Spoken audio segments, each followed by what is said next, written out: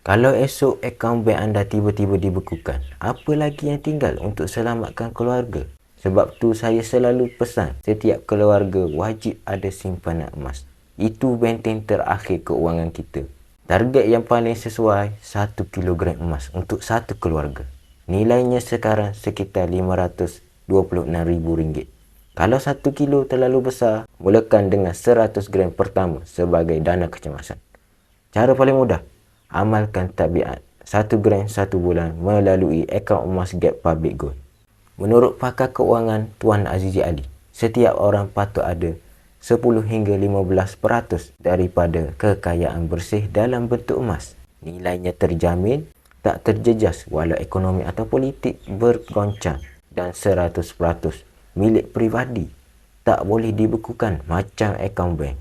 Saya belajar perkara ni daripada kisah mentor saya, Tuan Zulkifli Syafi'i.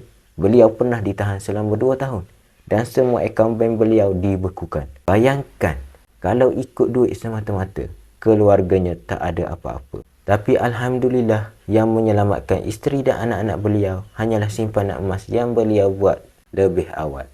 Dari situ saya sedar, emas ni memang benteng terakhir keuangan keluarga. Langit tak selalu cerah. Masa masih cerah, sediakan payung sebelum hujan. Kalau anda nak belajar cara mula simpan emas dengan betul, komen nak simpan emas sekarang. Teruskan follow saya dan semoga bermanfaat.